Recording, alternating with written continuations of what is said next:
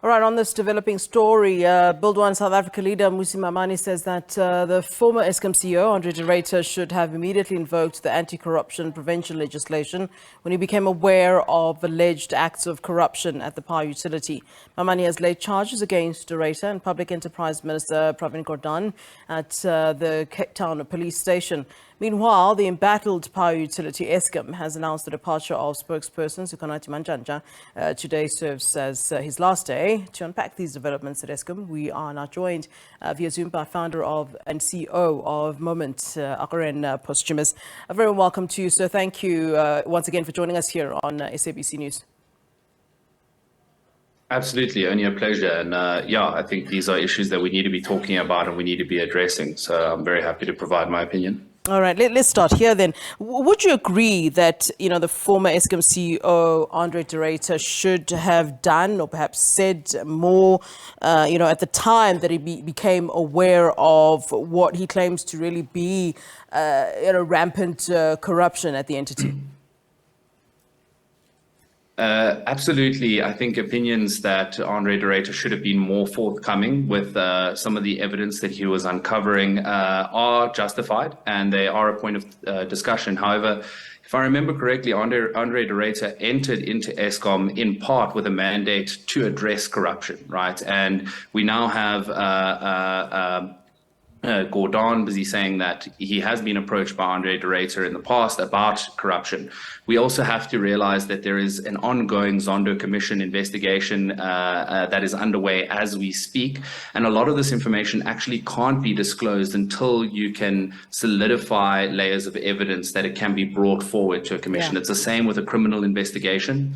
If someone is alleged to have committed a murder, you can't just go out publicly spraying and praying that this person is alleged to have committed the murder until you've got the evidence to do so. So I think it's a little bit short-sighted to say that he should have come forward sooner, because it is the right thing to do to not come forward until you have substantial evidence.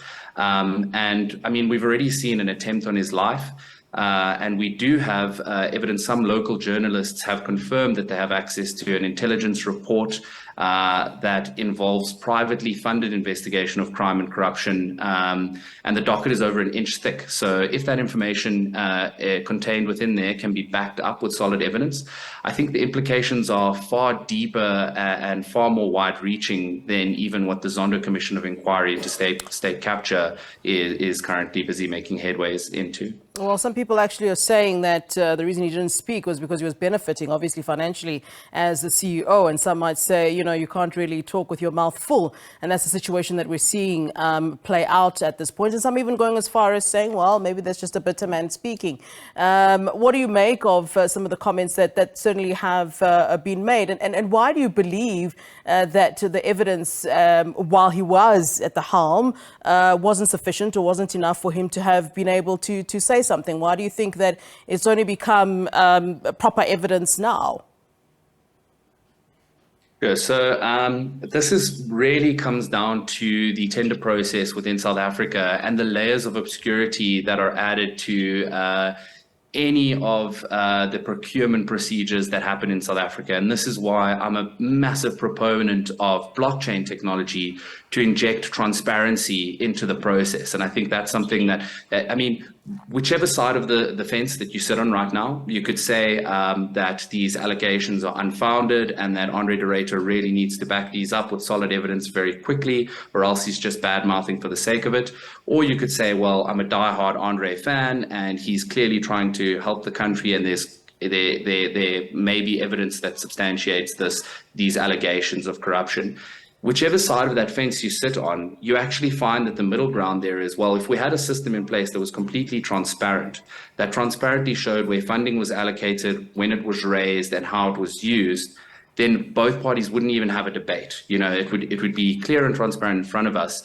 But to answer the question more directly, like I said, I do believe that Ahren de Ruyter's mandate going in, part of it was to address corruption or leakages or misuse of funding at Eskom. And he did report on this throughout his tenure. So I think there's a lot of press and media attention that's getting onto this now because of the severity of the energy crisis that we find ourselves in.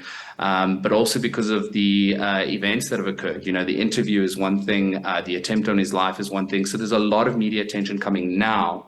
So it's very easy for us to think and feel as though all of this is just happening now. And why didn't he say something before? Yeah. But in fact, a lot has been happening before this for a long time. It's not just so you happening mentioned now. some of It's only coming to the public consciousness now. You mentioned some of the mandates that you know he was given going in, and certainly addressing the issue of corruption wasn't actually the only mandate he was given. One of them was to stabilize Eskom, which he didn't.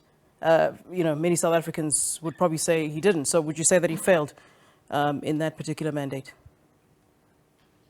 I would stray away from providing my opinion, but on a balance sheet, if your mandate was to stabilize the grid and the grid is not currently stabilized, then yes, there has been a failure in that part. But I think there's a lot more to it than that. One of the findings that came out was that, in fact, if between 2015 and 2017, Eskom and its previous leaders had agreed to the renewable energy procurement program, which Ramaphosa actually reinstated, if that was agreed to in 2015 to 2017, then 98% of the load shedding that we're having today wouldn't be happening, right? Yeah. So there are a lot of issues like this can't be fixed overnight. And in fact, Eskom, part of the reports that have come out is that Eskom was pushing to keep the grid alive, even when scheduled maintenance was put into place. That means all of this machinery and these power plants were busy running far beyond their maintenance schedules and far outside of what is actually feasible to do. And that basically put a plug in the leaking bucket of our energy crisis, but it created a much bigger later problem, which we're facing now, where a lot of the power utilities are failing, they're not well enough maintained, and they're going to continue to fail. And we're really going to face a big problem in this country if we don't address this with distributed and renewable energy solutions as quickly as possible. And I think the movements from government in terms of tax incentives and incentivizing individuals to become power generators is an incredibly positive move in this light. Yeah, and just in closing, as we wrap up our conversation, of course, you know that criminal charges have been laid against Andre de Ruyter and Minister Pravin Gordhan. What do you make of that? That was, of course, by Build One South Africa leader Mmusi Maimane. Yeah, so I think it's an interesting play by Mmusi Maimane specifically, and there are many opinions going around why he would have done such a thing. It could be viewed as rallying support for the current ruling party, or it could be viewed as actually support for providing evidence for the alleged corruption. And I think what President Cyril Ramaphosa said on stage is, it's a challenging one, because as much as I agree with him and we do need this evidence to come forward, we do also have to realize that many whistleblowers have their lives threatened. Many whistleblowers are murdered, and it's not that simple to say just bring forward the evidence, but we need to do so, and we need to put pressure on doing so.